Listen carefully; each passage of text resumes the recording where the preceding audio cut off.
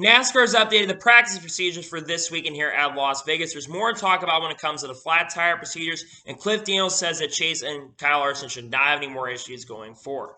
What's going on, guys? It's Daniel, and welcome back to our video. If you've got a ton of NASCAR and other motorsports stories discussed here today on the channel, let's go ahead and just jump straight into those really quickly. We're going to start off with the paint schemes and sponsorship news first. Let's jump into those really quickly. The first paint scheme we are taking a look at is AJ Allmendinger's 2022 Action Industry scheme that we're going to see this weekend at Las Vegas and a couple of the races throughout the season. This paint scheme's all right in my opinion. I'm not overall the biggest fan of it, but it's a decent paint scheme in my opinion, and it's cool to see that Action Industries is stepping up to plate and sponsoring AJ Allmendinger this weekend at Las Vegas. The next paint scheme we're taking a look at is Joe Greff Jr.'s 2022 LFG Burn scheme, which is associated with Bucked Up Energy that we're going to see this weekend at Las Vegas. This paint scheme is pretty cool in my opinion. I love the color variation of it. I like the wacky colors on it. That's one of my favorite things, and it's cool to see the LFG Burn is going to be stepping up to play and sponsoring Joe Greff Jr. this weekend. The next paint scheme we're taking a look at is Brad Keselowski's 2022 Fastenal scheme that we're going to see in multiple races this year. I love this paint scheme. I love the number where it is. I think it's a really awesome looking paint scheme. This isn't my favorite next-gen scheme, but I think this is a really nice looking paint scheme, and I'm looking forward to seeing on the racetrack this weekend here at Las Vegas.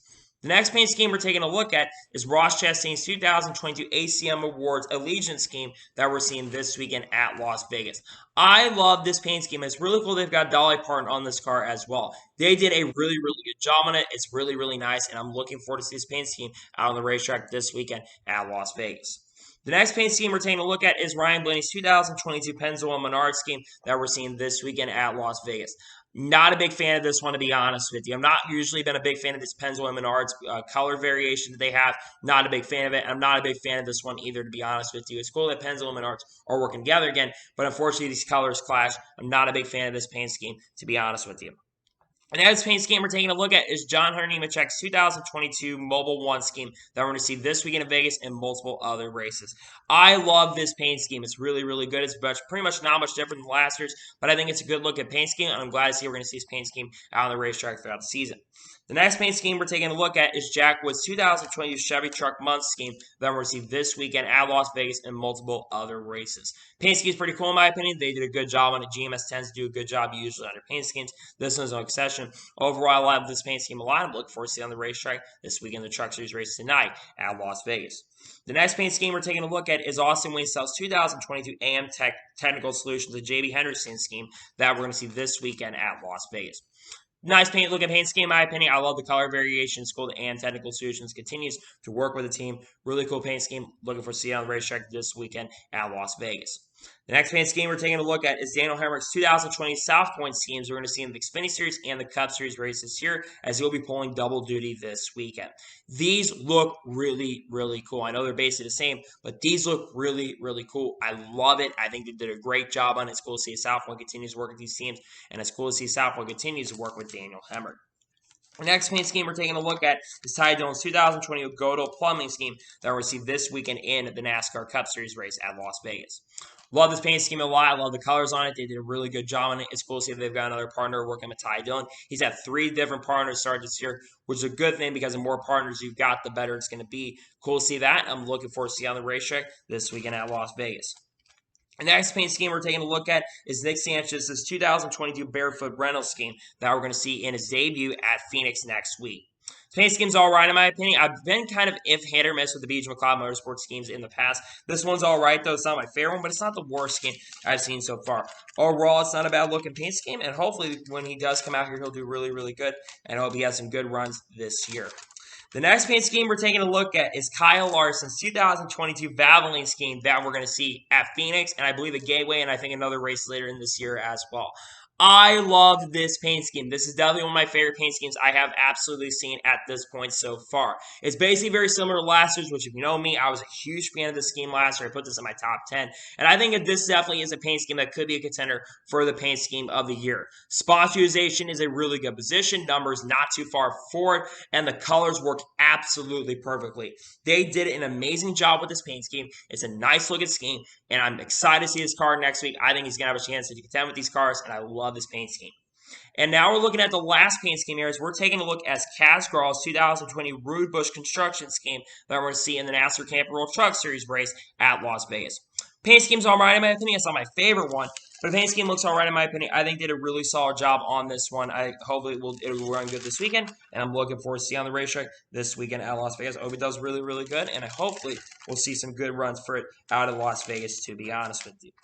And now we're going to jump on to the next story of today's episode, as we're going to talk about the Las Vegas purses for this weekend here this weekend. Now, for the Cup Series race on Sunday, it'll be $8 million, $483,000, and $997.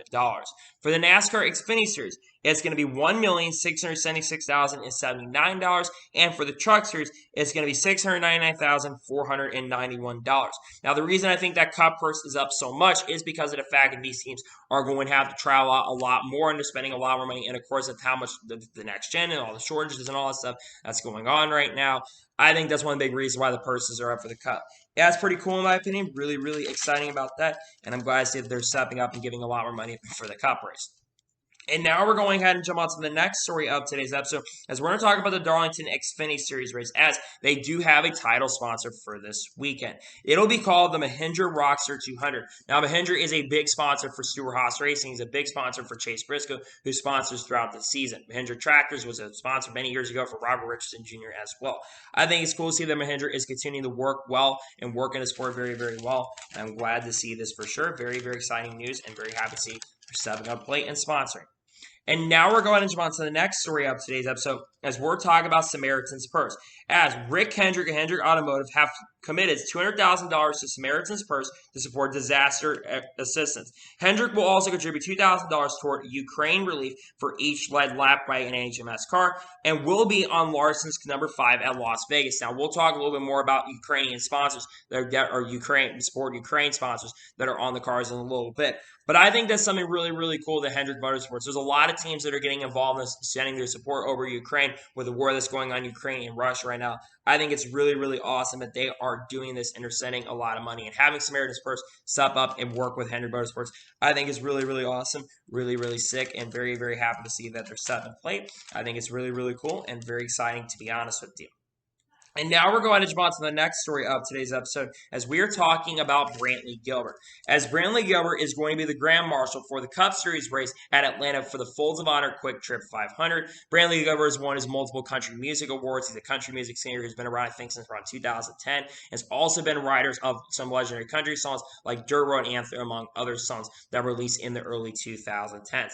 I think Brantley Gilbert is going to bring a lot of energy and excitement to the command, so I think that's something that's really, really exciting and very, very awesome, and pretty cool that Brantley Gilbert is going to be stepping up the plate, and he's going to be doing the command for this week for Atlanta a couple weeks. I think that's really, really cool, and very happy to see that for sure. And now we're going to jump on to the next story of today's episode, as we're talking about Colby Howard. As Colby Howard has signed with Hype Motorsports Management, which will provide motors management for him throughout his entire career. Colby Howard currently drives for Bill McAnally Racing in the NASCAR Pro Truck Series at the moment. A very, very talented driver who's had some pretty decent starts while making his second start with this team throughout the season. Again, I think he's a driver that will have a pretty big year. So they're good to see that he'll be stepping up with Hype Motorsports Management going into this weekend. And again, having him work with them, I think is really, really sick. Very, very awesome. Glad to see that Colby Howard is going to be stepping up the plate and going to be working with Hype Motorsports Management. I think it's something that's really, really exciting, to be honest with you.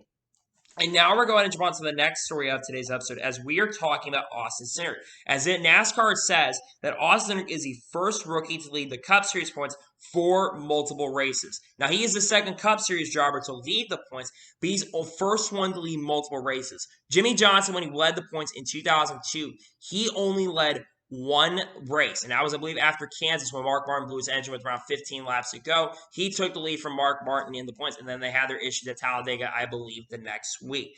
Austin being the first rookie to lead multiple races, and I guess it is only by 1 point. Joey Logano is only 1 point behind. But the fact that he is still the points leader right now, considering we thought he'd probably be way struggling, the fact that he's able to take over the points lead and keep it, I think is really, really exciting and pretty awesome that Austin is still currently the points leader. I think that's something that's really, really awesome, and I'm glad to see that for sure, to be honest with you.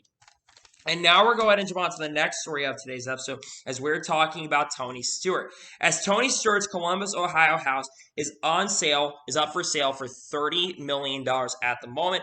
And a lot of people are basically comparing it to a Bass Pro Shops. If you take a look at this house, This house is absolutely amazing. A lot of people compare this either to Gabelle's or Bass Pro Shops, which if you take a look at it and go inside, of course, Tony Stewart was sponsored by Bass Pro Shops for a lot of his career, really starting in, I think it's around 2012, 2013, when he started really working with Bass Pro Shops. He'd been working with them for many, many years. The fact that Tony Stewart's house looks like a Bass Pro Shops, I think is generally one of the funniest things I have ever seen, because the fact they basically doing that fact that it looks like that, I think is really, really funny and pretty crazy, to be honest with you.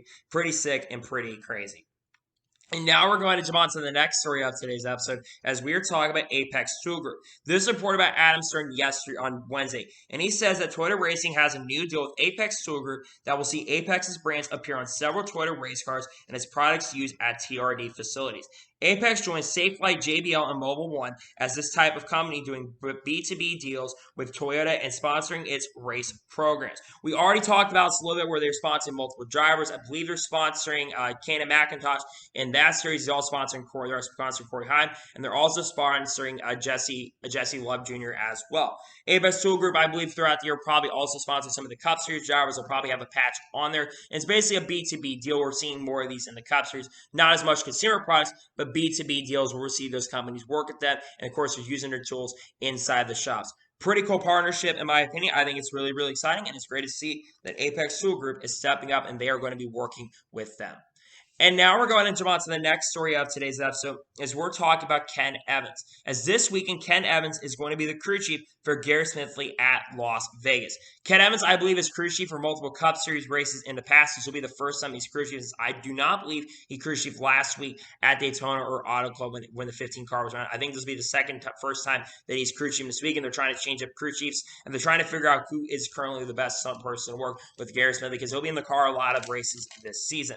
I do hope that Ken Evans can do a really, really good job. I don't know how much experience he has, but I do believe that he has a little bit of experience in the Cup Series. So I hope he does really, really good, and I hope he does great, because I think it'd be great for the sport if he can do a really good job as a crew chief. Hope he does well, because I think it'd be great for us. And now we're going to jump on to the next story of today's episode, as we're talking about Joe Gibbs Racing. As Joe Gibbs Racing sent out a Twitter video near late evening on Wednesday, and they showed some next-gen pit stops. Now, they basically compared the 19 car with a 5-lap pit stop, which had a 10.9 second stop, compared to the 18 with a 1 net that was under 10 seconds. We were expecting that we were going to get under 10-second pit stops throughout the 2022 season, but the fact that we're already under 10 seconds already, and we may see pit stops under 9 seconds, we've been seeing some pit crews that have been getting under 9.3 seconds. I think this video is really, really cool. If you've not checked this video out, I definitely say you should go check it out. I think it's really, really cool, and I think it's a really awesome video that they decided to share. Pretty awesome, in my opinion. Pretty cool. I'm very happy to see that they got to show us videos. I think this video is very, very important, to be honest with you. I think it's really, really awesome. And now we're going to jump on to the next story of today's episode, as we are talking about Tyler Reddick. Now, Tyler Reddick was being interviewed by Daniel McFadden, and Tyler Reddick predicts that there will be a lot more cars that will be wadded up at Las Vegas compared to Auto Club Speedway. Now, if you watch Auto Club race, we saw a lot of cars spin out during practice qualifying, and we saw a lot of single car spins at Auto Club as well. We had 12 cautions for 59 laps, and many drivers had single car swings and multiple car incidents as well. One of them, I think it's the most cautions in Auto Club race, if I'm not mistaken, so we had the most cautions in history for that event. Now, I don't think he's wrong. I think that this weekend, because I think unless something we're going to see throughout this year, I think that there is going to be a lot of attrition to start the 2022 season. I think as we get far in the year, that attrition is going to go down, as these teams are going to be able to dial in and figure out these cars, which we'll talk about the practice qualifying format, which has a big factor into that. But I believe that season progresses, it will get better, but I think at least at the start of the year, I think there's going to be a ton of attrition for the season. So I'll have to wait and see what happens, but I think Tyler Reddick's right. I think we're going to see a lot of attrition and a lot of drivers wrecking out throughout the season. And now we're going to jump on to the next story of today's episode, as we're talking about Bobby Labonte. As Bobby Labonte announced yesterday that he'll be returning to the SMART Mod Series in 2022. Bobby Labonte competed for the first time in the SMART Mod Series last year and scored 2 victories, along with multiple top 5s and multiple top 10s. Bobby Labonte, I think, has a really good chance to win the championship in the SMART, the Southern Modified, Will and Modified for whatever that series is. He was really, really good in that last year, scoring multiple victories. And I know Bobby Labonte is almost 6 years old now, but he seems he can still get it done. He's also competing full-time in the SRX this season. Overall, I think it's really, really exciting. Bobby Bonnie is returning to the SMART. I think he's going to do really awesome, and very happy to see that Bobby Bonnie is returning to the SMART Mod Series in 2022. I think he'll compete for some victories, and I think he'll do really, really awesome, to be honest with you.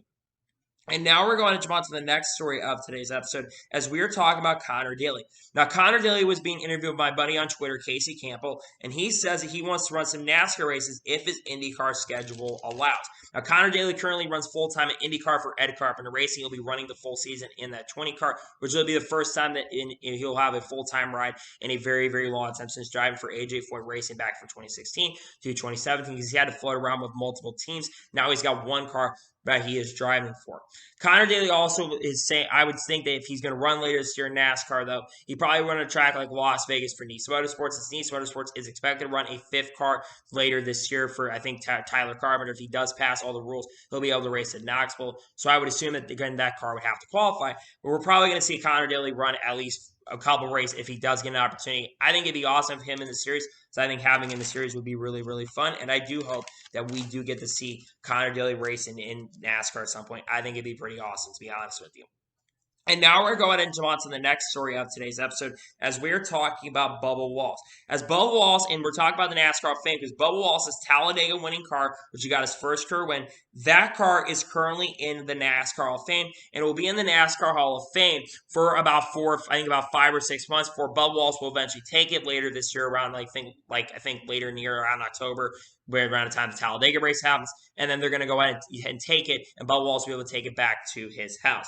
I think this is a really cool gesture. Of course, Bubba Wallace is only the second African-American driver to win a NASCAR Cup Series race, which I think is very, very significant. You think about the media pressure that he's had on himself to perform. I know that he was a rain-shortened race, but at the same time, he was able to go out there and win and got that victory, hands down, in my opinion. So I think this is a really cool gesture that they are doing. I think this is really, really awesome, and I'm glad to see that they're having this car in the NASCAR Hall of Fame. And now we're going to jump on to the next story of today's episode as we are talking about SS Greenlight Racing. Now, there has been a lot of speculation in the garage about SS Greenlight Racing, and because of the Euro 7 car picked up the victory at Auto Club this past weekend, there have been a lot of speculation and talk that maybe SS Greenlight Racing, his 07 car, was going to be eligible for the owner's points. Well, Bob Pock reported earlier today that the Cole Custer win does not get him into the owner points playoffs because Custer is a Cup Series driver. The regular points that they got race count, but the playoff points do not count for them. Now, that makes a lot of sense, and that will also count for the 51 car as well when Kyle Busch wins. If Kyle Busch does win later tonight for the Truck Series race at Las Vegas, that would mean that Kyle Busch that 51 truck would not be locked into the playoffs because Kyle Busch drove that truck. They would have to win with Corey Heim to be eligible to be in the playoffs because they're running the whole season, but because Corey Heim's going to drive it, and there's probably a couple other guys going to drive it as well, but it would have to come from Corey Heim if they want to get into owner's points playoffs. This does not surprise me. I know a lot of people would like them to be in playoffs, but I think NASCAR right here is making a great and a right decision. I think it's a good decision on NASCAR's part, to be honest with you. And now we're going to jump on to the next story of today's episode as we're talking about our Motorsports and Good Money Motorsports. As they have reached a partnership and Good Money Motorsports is going to become part owners of our Motorsports, and Larry's Lemonade is going to sponsor these drivers for multiple races throughout the season. Now, Good Money Motorsports has been formed up by Vic Fuentes. I think that's the guy's name. I don't remember exactly his name. But this guy is the owner of Larry's Lemonade, who, if you know the history of Larry's Lemonade, they sponsor Brandon Brown. I think it's really cool to see that they're partnering up with our Motorsports, have a company like that team, especially since they expanded to a 3-car operation this year. They're looking for funding and sponsorship. Having a team like Good Money Motorsports, like these guys, stepping up and sponsoring them throughout this year, I think is really, really cool. And it's pretty cool that Good Money Motorsports, I think it's a great move in my opinion. Very excited about that for sure. I think it's really good, and I'm happy to see that Good Money Motorsports is stepping up and they're going to sponsor us here. I think it's really, really awesome and very happy to see this for sure. And now we're going to jump on to the next story of today's episode as we're talking about Richard Childress. As Richard Childress says and spoke to the NASCAR media a couple days ago, and he says that the Bullmaker Ammo Inc., which he sits on the board of, is offering to send 1 million rounds to the Ukrainian military to help in the battle versus Russia. We've got enough right now to start sending out in the next 2 days. 1 million rounds. Now, we talked about this a couple days ago. Rich Schultz had basically been offering this up, and now it looks like it's been go through, and it looks like as we speak right now, it looks like it is happening. I believe that he's been approved to send over to Ukraine. We've already talked about right now Ukraine versus Russia. There's a Ukraine versus Russia war that is going on right now, and there's been a lot of cancellation stuff and people canceling Russia currently as we speak. Now, I think what Rich Schultz is doing here is really, really cool. It's the most Richard Schultz-esque thing that you can think about, but I think what Richard Schultz is doing here in all seriousness, I think is really, really awesome and a really cool gesture what he's doing. So I think it's really, really exciting. Very, very awesome. Really, really cool. And I'm glad to see that he's stepping up and he's going to be sending 1 million rounds of ammunition. I think that's pretty awesome, to be honest with you. And now we're going to jump on to the next story of today's episode as we're talking about Front Row Motorsports. As Front Row Motorsports feel they are going to appeal the 4 race suspensions to the 38 and 2 crew members for wheel coming off at Fontana. Something related to note. No appeal date has been set for Colleague Racing from Daytona. Now, let's first talk about Front Row Motorsports. Now, Front Row Motorsports, I'm not entirely sure if I remember this correctly, but I think that they lost the wheel on pit road and NASCAR had to retrieve it. So I don't know if it was on the car or not, or basically it just came off of the wheel. I really don't know if that really was the case, but if it came off the wheel and they were trying, if it wasn't even on the wheel, I think that suspensions are really unfair. But if it was on the car and wheel and the whole wheel assembly came off, then yes, you do. I don't think that they're going to win the appeal. In regards to Colleague Racing, though, I do believe that their appeal they should be able to win their appeal. And the reason is, it's not like the whole tire came off of their car. Only part of the wheel came off. So I really don't understand why they got as big of a penalty as a team like, Colleague Racing has as big of a penalty as a team like the Money Team, which their whole wheel assembly came off. And those guys had a lot of experience, and that was on them. But I do not believe, in my honest opinion, that Colleague Racing should get a penalty. And honestly, for Front Row, I hope their penalty is a little bit slimmer down, just a little bit. I think their penalty is a little bit excessive, but it is what it is in regards to Front Row Motorsports. And we'll see if their penalty gets up. They win their appeal, but I'm not sure if they're going to win their appeal. We're not sure when that's going to happen. Probably not until after the West Coast swing, to be honest with you. And now we're going to jump on to the next story of today's episode as we're talking about Toyota. As Toyota says that we're talking about, if you watch the Auto Club race, Toyotas were absolutely horrendous. There was a lot of overheating problems. 4 drivers had overheating problems. Bubba Wallace, Kyle Busch, Chris Bell, and Denny Hamlin, with Chris Bell and Kyle Busch really getting the big brunt end over overheating problems. And there's been a lot of speculation on why they had a lot of struggles because they only have 1 car that finished in the top 10. Well, basically the guy who runs it, David Wilson, says that dust buildups is what caused the overheating issues. Now, they basically had a dust cover on the car, basically due to, of course, being in California, where there's a lot of dust on the track. There was a lot of dust around, and that's one of the biggest reasons why they decided to build dust covers. Well, he says he hopes it's corrected this time. We don't have to deal with these issues. That would make a lot of sense why there were a lot of overheating problems. And it seems like it's just more of a team's fault than really it's NASCAR's fault for these overheating issues. And I do hope that these get these issues sorted out, the overheating problems. I think that's a really major issue. So I do think that hopefully it would sort out, and it looks like it is. So it's good, and I'm happy to see that those overheating problems seem like to be that they're kind of gone as well. Good to see that, in my opinion. And now we're going to jump on to the next story of today's episode as we're talking about AM Racing.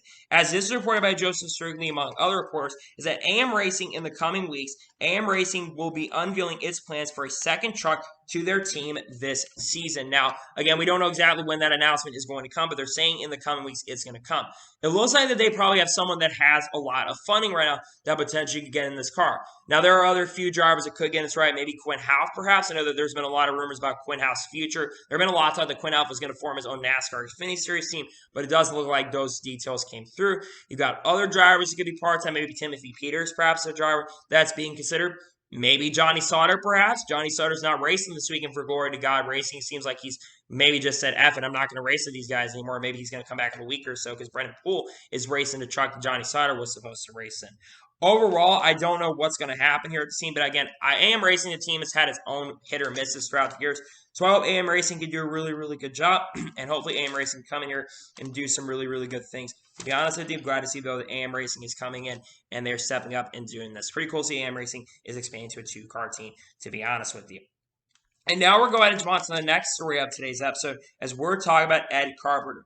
As was announced yesterday night that Ed Carpenter is going to drive in all oval events in IndyCar with his own team driving the number 33 car. Now, Ed Carpenter is known as an oval specialist. He seems to always run all the oval races. Usually he drives a 20 car because of the fact that we're going to see Connor Daly in the 20 car in all their oval races here as well. He's going to be driving a third Ed Carpenter race car, including in the Indianapolis 500.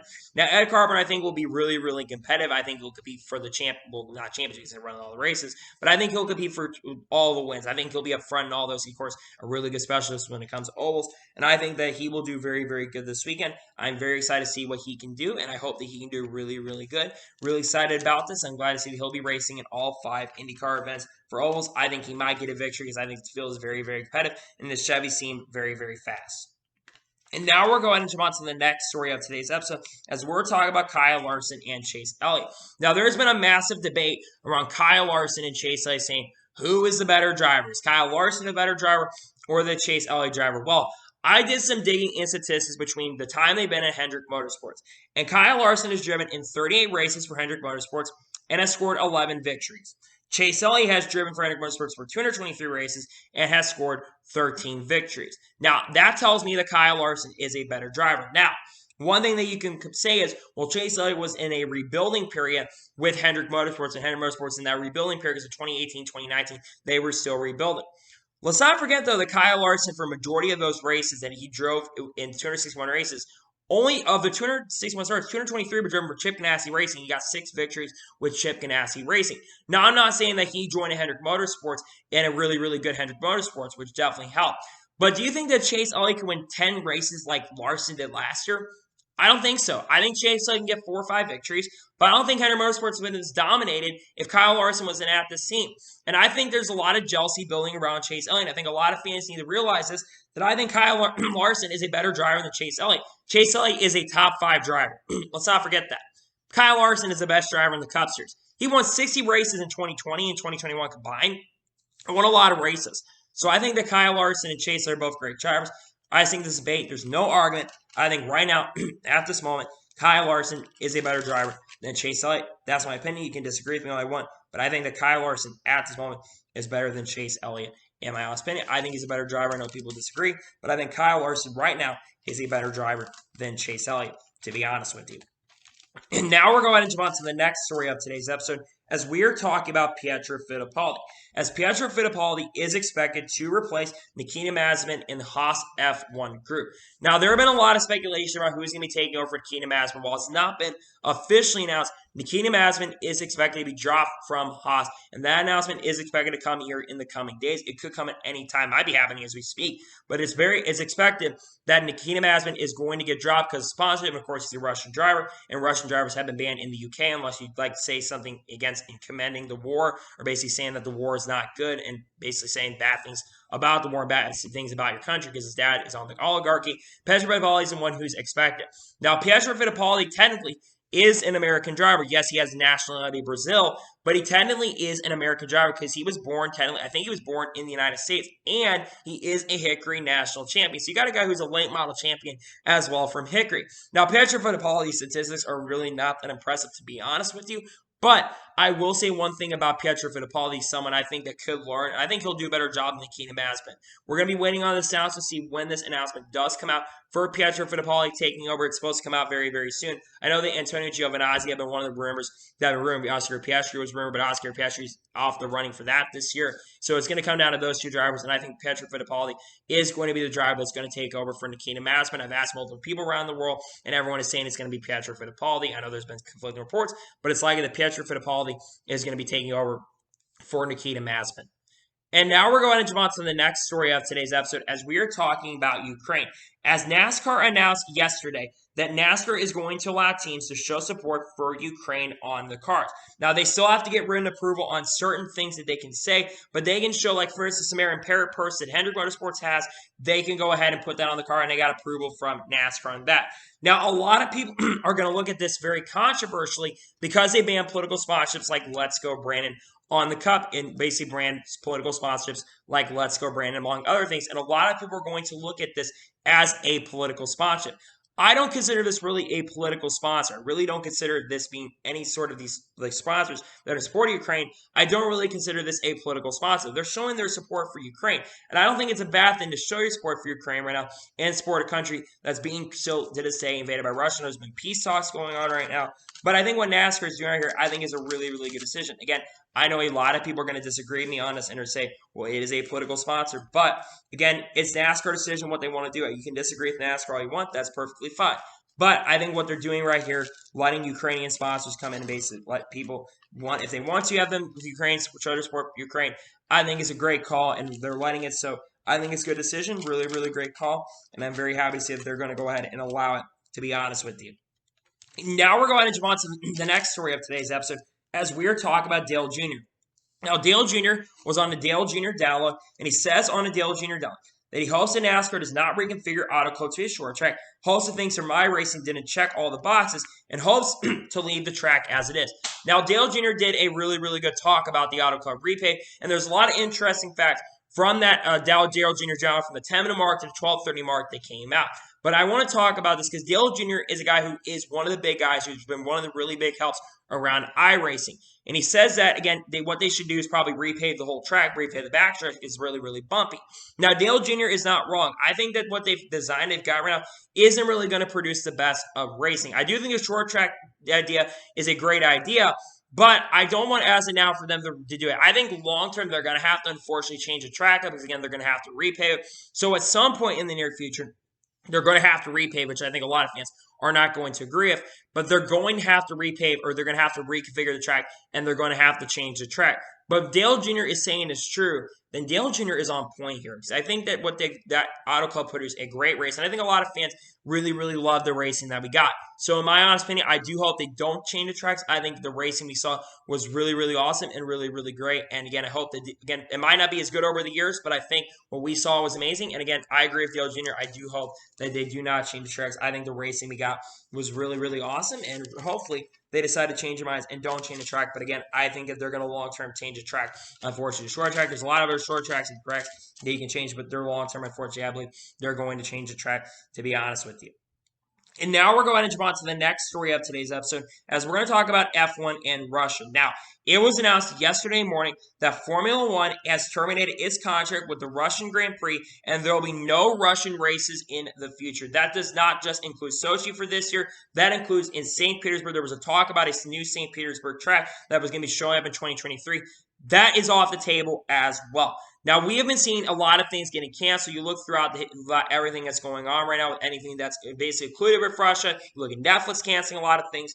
Russia and F1 is just the newest thing. We knew that we were not going to see a Russian Grand Prix in 2022, but I think F1 is making a really great decision here. Now, I do feel for the people of Russia. I know a lot of people disagree, but I think I really do feel for the people of Russia here. So I think Russia, the Russian people, really don't want this war. A lot of people in Russia do not want this war that's going on right now, but I think for the sake of Russia right now, the things, and a lot of F1 fans would be very, very upset and really, really mad if F1 continued to go to Russia. So I think what they're doing here, I think is a really great decision. I think it's a really, really great call. So I think what they're doing right here is, again, I think it's a great decision what they're doing right here, not going back to Russia. Maybe in the future, if things calm down, maybe they could go back to Russia. But honestly, I think what they're doing here is a great decision, a really, really great call. And I think what F1 is doing here is a great decision, to be honest with you.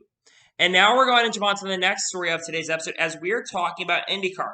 As was announced yesterday, IndyCar is going to delay the rollout of the hybrid engine technology from 2023 to 2024. Now remember, there was going to be a hybrid rollout that was going to happen next year.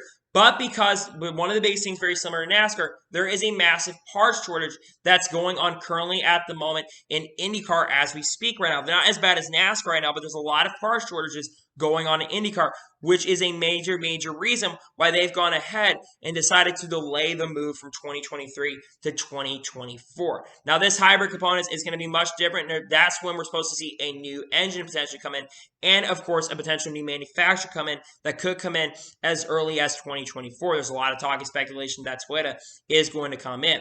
Now, there's a lot of people that were talking about maybe like one of the biggest things is the aero screen change, maybe changing up the aero screen. Or Will Buxton was talking about it, but you had a lot of drivers that basically quote tweeting and saying, "What are you talking about, Will? No driver really wants this." They talked to 15 drivers and they said they want us. Like, well, you talked to 15 drivers and didn't talk to a lot of people. Said no one really is against aero screen. Probably the Andretti guys are. But a lot of people are probably not.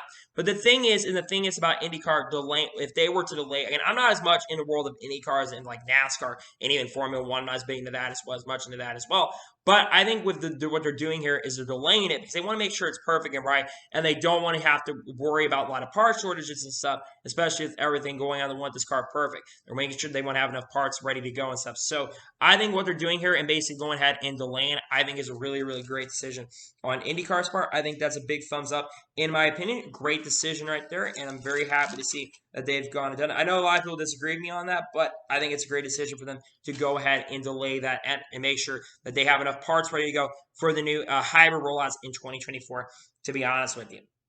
And now we're going to jump on to the next story of today's episode as we're talking about Andretti Global, which is Michael Andretti's Formula One team. Michael Andretti tells SVJ that he was trying to line up an American team principal for his post-prospective F1 team, but lost out on it because he didn't have to go ahead from the FIA. When pressed, Andretti confirmed that it was Ulfmer Sessner, who now with Alpine. He hopes to learn the fate of his. Also says he hopes to learn his fate of his perspective in the next week, and that he's genuinely unsure of what the verdict will be. Now, there's also more updates that did come out yesterday in regards to Andretti Global. And Michael Andretti says that Mario Andretti tried to reach out to Toto Wolff about the new team, and Toto Wolff who said that them joining is not going to be a really good thing. I can't do a Toto Wolff impression, but he said Toto Wolff said it's not going to be a really good thing if you have a team like Andretti Global. No, Mikey, it's not right, but we can't have Andretti Global in Formula One. We don't want them. We don't want more than 10 teams because there will be too many teams out there. There'll be too many teams to show up there. Andretti Global, and I really disagree. Stop gatekeeping. Toto Wolff, you seriously are one of the most whining crybaby people out there. Stop gatekeeping. But I entirely agree with Andretti Global right here. They need to come in. Now, the question is, now we know Stefano Domenico before they had 10 cars, but he said he welcomed Andretti, but this one only had 10 cars. We have now had 11 cars in Formula One since 2016. And he will most likely know here very, very soon what the future is. I think if they're actually going to get improved, I know some people disagree, but I think they're going to get improved. Now, the big question is if they do get approved, what two drivers are they going to choose? Because they're going to have to choose two drivers to go on their team. Well, ultimately, the first driver is going to be Colton Herta. Colton Herta was supposed to go to Sauber's F1 program, the Alfa Romeo team. When Andretti was looking to buy up an Alfa Romeo, he was supposed to go to the Alfa Romeo team in this year, but that didn't happen. He was faster than, of course, he was fast. They said he was faster than Raikkonen and Giovinazzi in the test similars. Colton Herta was the number one guy.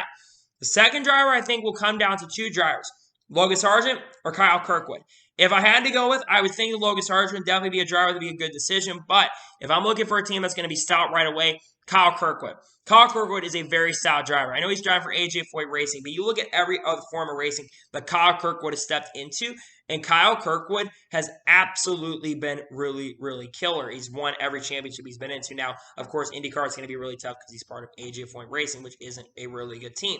That being said, though, I think that this team could be very, very successful. You look at the success of other programs, and what they're doing right now is great things. Of course, they're partnering up with Alpine, they're partnering up with Renault, and they're getting parts from that as well. So I think that's very, very exciting. I hope they do come in. I hope that F1 does go ahead and give the approval for them to come in. I think if they allow them in, I think a lot of fans will be really, really happy with that decision. I do hope that they come in. I think it'll be great for the sport, and hopefully we'll see Andretti Global come in the near future. And now we're going to jump on to the next story of today's episode as we're talking about Max Verstappen. As it was announced yesterday that Max Verstappen has signed a contract extension with Red Bull Racing, a 5-year extension that will go through 2028 and is worth $50 to $53 million annually, which I believe is the largest contract in the history of Formula One. This also is the longest contract extension in the history of Formula One, and it's worth a lot of money. He absolutely deserves his contract extension. Max Verstappen, of course, the defending world champion of F1 in 2021. A lot of people say, well, he didn't deserve it because of how F1, but they see the FIA manipulated the end of the race. But Max Verstappen was way better than Lewis Hamilton in that season, and Max Verstappen is the next Lewis Hamilton.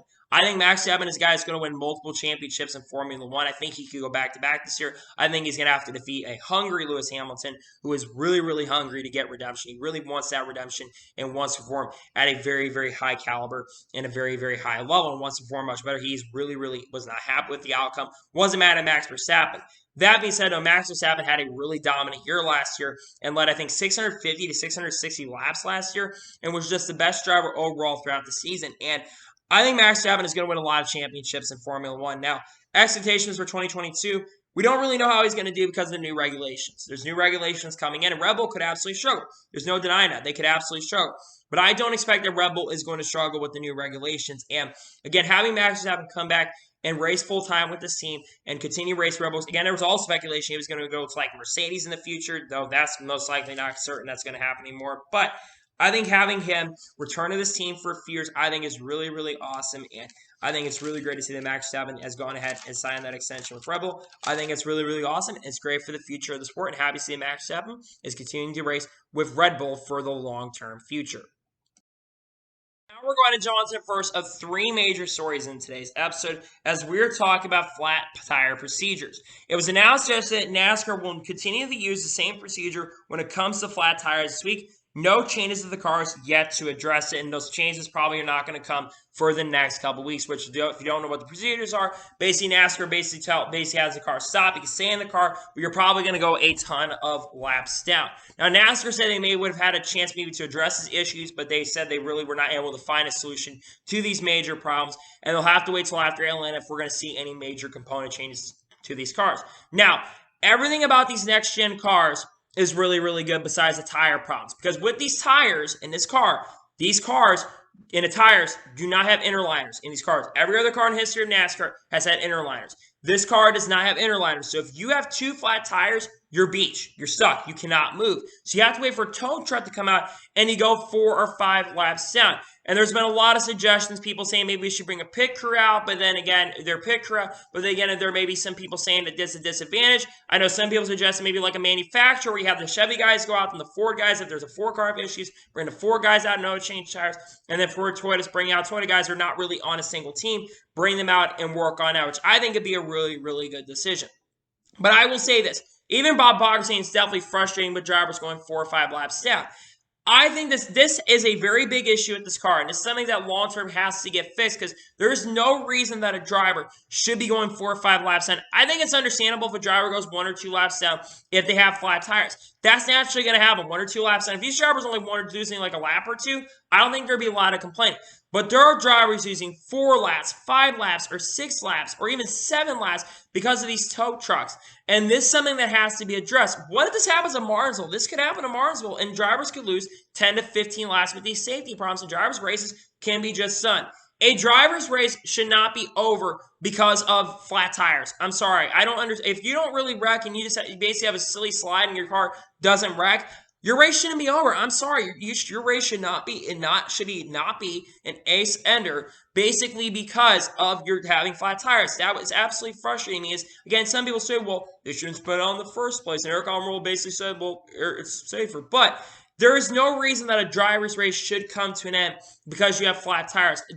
Something has to be addressed. Now, the good news is NASCAR is aware of this, which I think the NASCAR leadership has definitely gotten better over the recent times. But this is a big issue that has to 1,000% be addressed, and I do hope the NASCAR does address this in the near future, because if they can address this very, very soon, I think it's going to be better for everybody. So this is an issue that needs to be addressed, these flat tire problems. Now, there was Austin Dillon who was speaking about Power, said that if they basically want to change components and stuff, they have to change a lot of components, and basically ride height rules, then it's going to affect aero components, and let's be honest, the racing's been great too.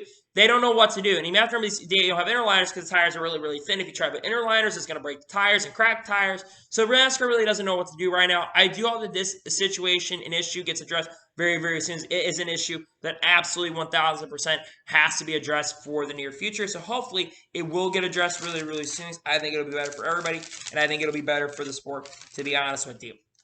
And now we're going to jump on to the next story of today's episode, as we're talking about Kyle Larson versus Chase Elliott. Now, if you watched the Auto Club race, we talked about the Kyle Larson versus Chase Elliott issue, and Cliff Daniels was on Sirius 7 NASCAR radio yesterday, and he says he does not expect any more issues between Chase Elliott and Kyle Larson. Now, to the backstory of what happened at Auto Club between these two.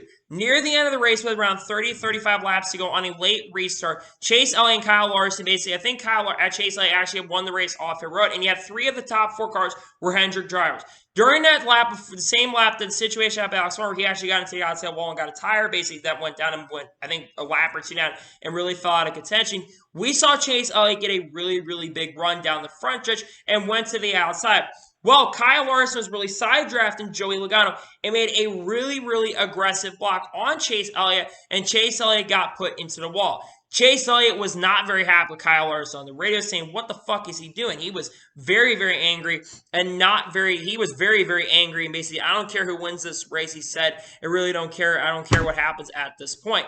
Now, looking at this situation in Chase Elliott had every right to be upset in that situation. But we then later that evening saw Kyle Larson basically kind of throw his spotter under the bus. And his spotter basically did take a lot of responsibility for the racing. Said it, I made a mistake. I made a bad spotting call. I was really focusing on Joey Logano side drafting him. And then I basically told Kyle Larson way too late that Chase Elliott was up at the high side. Now, you can definitely argue and say that Chase Elliott could have been behind Kyle Larson maybe to push him, and then he can move to the outside line there. But Kyle Larson made a really, really bad mistake. And let's be for real, this is not the first time that Kyle Larson has made a mistake this year. You go back to the Busch Light Clash, go back to the first race. Technically, it wasn't technically the first regular season race, but it was the first race of the season technically.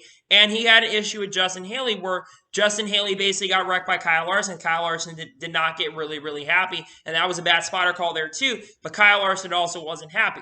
Then the Daytona 500, which Kyle Larson did apologize for Justin Haley for that. Then you go to Daytona 500 where Kyle Larson, now this is one I will say that really isn't Larson's fault. They had a big checkup and Larson ran into the back of Kevin Harvick, and Larson was also trying to check up there and then had those issues. And then you have these issues take place where the spotter is taking a lot of responsibility. Now, like I said, in my opinion, throughout the situation, I think Kyle Larson's team was at fault. I'm not sure if Kyle Larson himself was at fault, but I do think that the 5 team was at fault. And it's not the first time Kyle Larson has made some mistakes. Now, this is not the first spotter Kyle Larson won. He won Chris Monez to be a spotter, who is currently a spotter for Ty Dillon.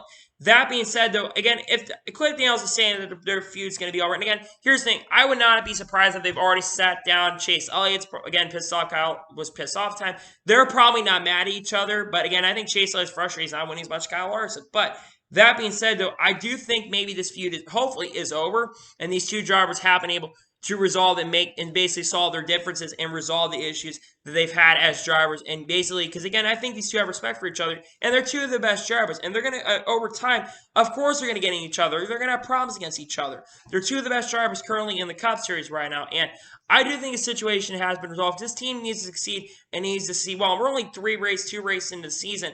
This is an issue that hopefully has been resolved, and I really hope it has been resolved between these two drivers. And Cliff Daniels says it's probably been resolved at this point. They've probably talked to each other. They've probably been sitting down in Hendrick meetings, and probably on Monday they had, a couple days ago, they probably had meetings as well. So overall, I do think, agree with Cliff Daniels. I think the issue has been resolved, because they've got to focus on winning a championship right now. And they're both Cup Series champions, for Christ's sakes. They're the 2 champions of Hendrick Motorsports right now. So I do think that this situation has been resolved. But we'll have to wait and see what happens. If it maybe is resolved, or maybe we'll see some more tension between these two. Well, let's be real and honest. I do think that these issues have been resolved between the two. I think they have been 1,000% resolved. And now we're going ahead and jump on to the final major story of today's episode, as we're talking about practice and qualifying procedures. Now, we talked about this a couple days ago on the channel, that there have been a lot of rumors and speculation about maybe adding more practice time for these teams, and these teams have been really begging for more practice time, because coming into that weekend, each team on the ovals had 15 minutes of practice at Auto Club, and we saw a lot of spins and wrecks in the short time, and they had to send both rounds of practice. Well, NASCAR made an announcement on Wednesday that announced an updated schedule for Las Vegas. So instead of 2 15-minute sessions, practice sessions, everyone will be out on track at once. It'll be a 1 35-minute practice session, and there'll be no groups for that. Now, qualifying is still going to be the same. There will still be 2 groups of qualifying, where basically you'll have 2 sets of groups, and the top 5 from each of those groups will go into a final shootout, where the top 10 fastest times will be set, and then the pole sitter will be found from that. I think NASCAR is making a really good call right here. I think 15 minutes was really not enough practice time. I think 35 minutes is actually a pretty reasonable goal. Now, I personally think that maybe they could give these teams a little more practice. I think that they probably should have honestly given these teams maybe another 15 minutes. I think here's how I do my format for practice qualifying. I think it needs to be 1 happy hour session, worth 50 minutes. We don't need 2 or 3 practice sessions, but one 50-minute session. And then qualifying, you don't do 2 rounds. You do 1 round of qualifying where you set the fast times. Or if you want to do 2 rounds qualifying, do how the Xfinity Series and the Truck Series does, where the top 10 fastest times from those, they don't have to have the group system. They basically have 1 round where basically they take the top 10 from them and then take them to the next round. That would be a lot more exciting and a lot more better. So I think it's not entirely fair that they have to have 2 groups of qualifying. But I will say that them giving more practice time. Now, this right now is only for Las Vegas. It's unclear what Phoenix can be like. They have not announced. I know some people speculate maybe they're going to go back to 15 minutes for Phoenix, but honestly, I'm really not sure. I know they had a lot of testing, so maybe they won't give as much time as they did not test at Las Vegas. But I think that, in my opinion, this at least is a really, really good start in the direction of getting us back to a much better weekend. Of course, extended week. Of course, Atlanta is going to be an extended weekend where there's going to be a 50-minute practice. I think there's 6 or 7 tracks at extended weekends. I know Worldwide Technology Raceway does. I know that Atlanta does. I know Bristol Dirt's going to have extended weekend. Phoenix is. Nashville also is going to have. So there's going to be a new tire, I believe, and there's a new car as well. And I think we'll see some other races throughout the year as well that have extended weekends. But again, having practice be extended for at least for this week, I think is a really good decision. Again, I think NASCAR made a great decision. Again, I think more practice time would be better. I think 15 minutes would be great. But I think the fact that they are giving them at least a little bit more time, I think is a major thumbs up and a major step in the right direction. I think one of the biggest things is the practice format we've got right now, until we was announced a couple days ago, really wasn't that great. I think 15 minutes is way too short, especially for a new car. That's another big thing. These teams need to learn these cars, and they're going to learn the cars a lot faster now. We may see a lot more sim car spins during practice sessions today, at least on the Cup side of things, but I think that this is a major thumbs up on NASCAR's part to give these teams a lot more practice time. Again, the more practice time these teams can get, I think it's going to be better overall for everybody. So I'm overall very, very excited to see that they're going to go ahead and give them more practice time. I do, again, wish qualifying was changed a little bit. I think the way they've got qualifying a little bit is a little bit not the greatest, but I will say that it's a big thumbs up, in my opinion, that they have decided to go ahead and give these teams more practice time. I think that's a great decision, and NASCAR has gone ahead and made. I think the more practice time they get, the better it's going to be. Like I said, we don't need 2 or 3 practice sessions. I think 1 happy hour session, 50 minutes, and I don't think they're allowing really many adjustments either on the car. You should be allowed to make adjustments. If you go to the garage, you also should be allowed to qualify if you can get your car back out there on the track. I get why they don't want to, but they should be allowed to. Again, they don't want to approve adjustments. That being said, though, great decision and great call by NASCAR. So, anyway, that's today's Lawn NASCAR and Motorsports video. I want to thank you guys for watching. Please subscribe to the channel, notifications to be notified when a video does go live on my channel. Follow me on Twitter, Facebook, and Instagram, and support my pages on link description below over that, and comment your thoughts on today's video. What are your thoughts by NASCAR giving more practice time for the Cup Series? You like the decision or not? And what are your thoughts about all the other stories discussed here today on the channel? Let me know in the comments below. Later tonight, we'll be doing the Truck Series review from Las Vegas, and I also have a starting lineup video that will be coming out for the next race at Las Vegas for the Cup Series. I'm on some other products that are on the way that you guys should check out. So anyway, like I said, I want to thank you guys for watching today's video, and I'll see you guys next time for some great, awesome NASCAR and other motorsports content on the channel like this. Take care, everybody.